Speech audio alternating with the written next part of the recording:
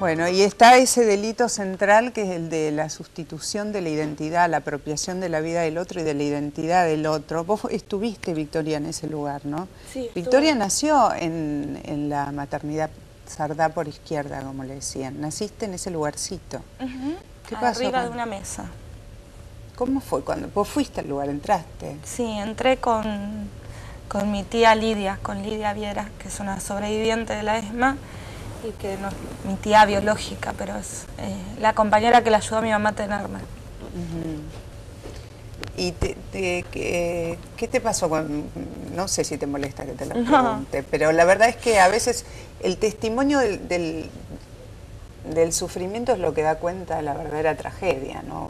Un sufrimiento que no termina ni este año, ni el otro, ni el que vendrá, ni el otro, sino que tiene que ver con una vida totalmente marcada, no digo ni mejor o peor, marcada, a fuego. Me pasó que primero no podía creer lo pequeño que es el lugar en comparación con la cantidad de gente que pasó por ahí y con la magnitud del horror que se vivió ahí adentro. No entendía cómo había personas que podían respirar en un lugar tan chico. Y no sé, el saber que estuve 15 días ahí adentro con mi mamá fue...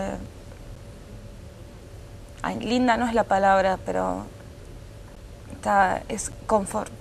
O sea, confortable el saber que pasé un tiempo con mi mamá.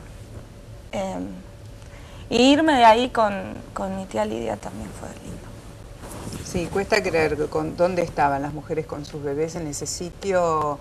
Los 2 pisos superiores del casino oficiales con un techo así inclinado, donde el frío y el calor deben ser particularmente intensos, ni hablar en la zona de Capuchita, que es un altillo, es un ático expuesto a las peores temperaturas, con en el medio un tanque de agua. Sí, tiradas en el piso. Bueno, salimos. ¿Cómo los encuentran estos 35? A ver, ¿cómo te encuentra vos este 35 aniversario de aquel momento? ¿Qué cosas tenés para decirle al resto de la sociedad acerca de lo que corre? La verdad es que primero me encuentra como desde hace 6 años con mi identidad. Yo empecé a la Plaza de Mayo todos los 24 con mis compañeros y compañeras a los 17 años cuando me llamaba de otra forma. Entonces desde hace 6 años y gracias a la lucha de hijos, de abuelas y de compañeros y compañeras, yo hoy puedo ir a la plaza sabiendo que nací en la ESMA y que mi mamá me puso Victoria. Primero me encuentro así y después yo en realidad creo que el 24 de marzo y sobre todo estas fechas que son redondas y que invitan a reflexionar sobre el país que tenemos. Yo creo que es un país sustancialmente mejor que el que teníamos hace 6 años, 7 años atrás, antes de la anulación de la ley de obediencia de vida y punto final, que el haber empezado a enjuiciar a algunos de los responsables del terrorismo de Estado es un logro del pueblo, pero me parece también que por delante tenemos muchos desafíos porque las violaciones a los derechos humanos no se terminan con las violaciones que se cometieron hace 35 años, porque hoy sigue existiendo un país profundamente injusto.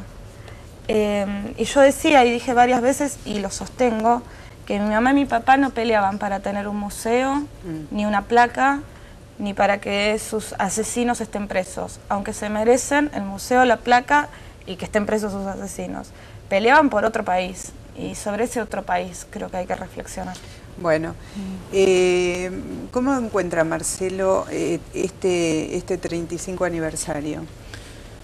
Creo que tenemos que rescatar centralmente un hecho, por lo menos para mí, muy importante.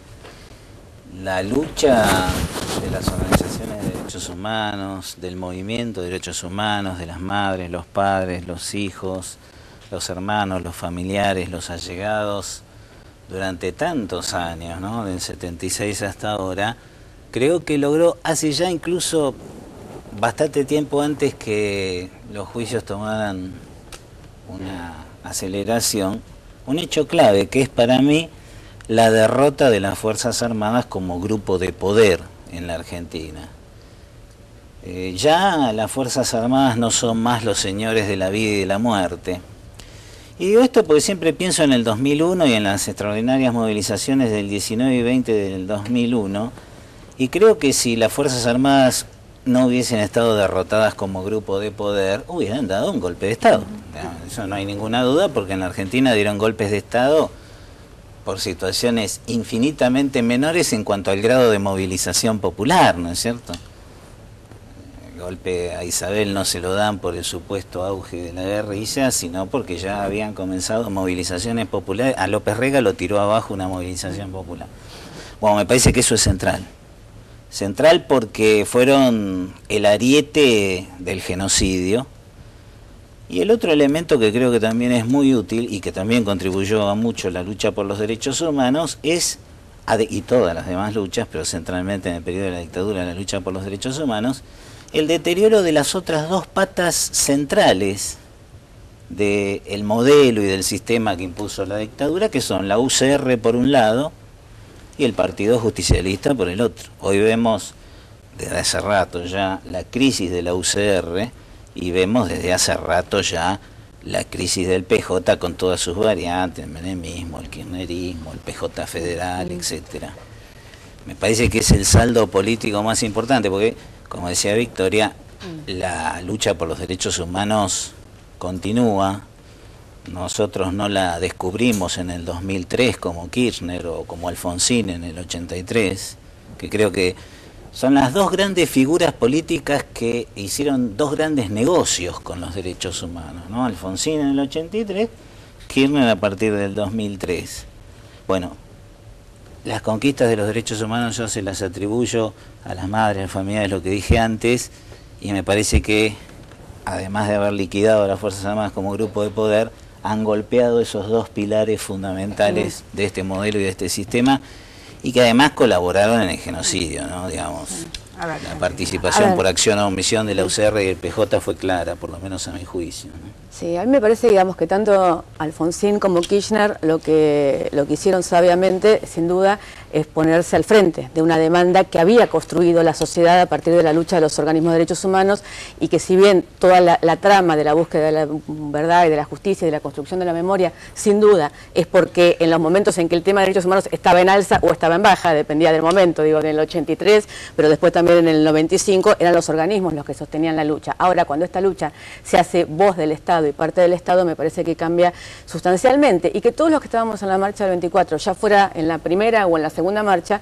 reconocemos que los avances que se han dado en cuanto a las causas, en cuanto a la nulidad, en cuanto al apoyo en una cantidad de cosas, son muchos, y que tenemos otra cantidad de diferencias con respecto al presente, a cómo se gestiona el gobierno, otra cantidad de cosas. Pero en el tema de derechos humanos, de hecho, los organismos estaban, no estaban en una u otra marcha, digo, yo creo que están por encima, y me niego a que se divida los organismos como botín entre un grupo u otro político. De todas maneras, volviendo al tema, me parece más central, que tiene que ver con lo que hablaba Vicky, con las imágenes de la ESMA. Uno siempre se pregunta, y este 24 de marzo, cuando los chicos del 23 volvían de la escuela, porque también es cierto que ahora en las escuelas se estudia el tema, y también es cierto que hubo marchas en todo el país. Antes la marcha era en Buenos Aires. Yo soy de un pueblito de la ciudad de la provincia de Buenos Aires, Punta Alta, pegado a una base naval, que por primera vez en su historia hubo marcha este 24 de marzo. Y fue una marcha de 200 personas, pero hubo una marcha que nunca había sucedido en estos años, que tiene que ver con para qué recordamos, ¿no? Digamos, la famosa pregunta de si uno recuerda para que no vuelva a suceder, o recuerda porque cree que todavía hay estructuras que cambiar, que fueron las que hicieron posible que se llevara adelante ese genocidio en este país. Y ahí a mí me parece, y hablábamos con Victoria antes en el medio del corte, que hay causas que para mí son muy emblemáticas, y aunque a veces se trate mal o uno sienta que manipula o no, el tema de la búsqueda de identidad de los niños apropiados, son causas paradigmáticas, porque son causas donde todavía no se logra desentrañar la complicidad civil, y cómo la justicia, los medios, los militares, o sectores de la política participaron para que eso fuera posible. Bueno, yo tengo que cerrar porque el programa es muy corto, es de 1 hora para tantos temas. Lo que quiero decir, tomo lo que le escuché decir a Victoria, también a Gabriela y a Marcelo, en el sentido de que hay muchas cosas pendientes todavía. Este es un debate que da para mucho más. Me parece que también podemos ponernos muy firmes en el sentido de recordar que hay una enorme cantidad de gente que tiene la edad de Victoria, de 30 y pico, entre los 30 y pico y los 40, que ya no son niños, Ellos son bebés, que ya son personas adultas, que están viviendo con una identidad que no es su identidad biológica, que no es su identidad, están viviendo trasplantados en una situación que bueno, que la verdad es un delito en curso. Que han sido robados en lo más esencial que uno tiene, que es saber de dónde viene y conocer a su familia. Así que se aviven todos los intereses en el sentido de el que tenga sospechas de salir a encontrarse. Y que no se manipulen. La verdad que yo lo que decía es que para mí, y para hablar con nombre y apellido las cosas, yo creo que para Marcela y Felipe Noble Herrera es muy importante descubrir su verdadera identidad por ellos, para que puedan constituirse como personas y para que se deje de cometer un delito sobre la persona de ellos. Ahora, me parece que esa causa es tan importante que sea manipulada es casi inmoral. Bueno, gracias a los tres. Tras la pausa nos vamos a ocupar de lo que está pasando con la radiactividad, ya no en Japón, sino en el mundo.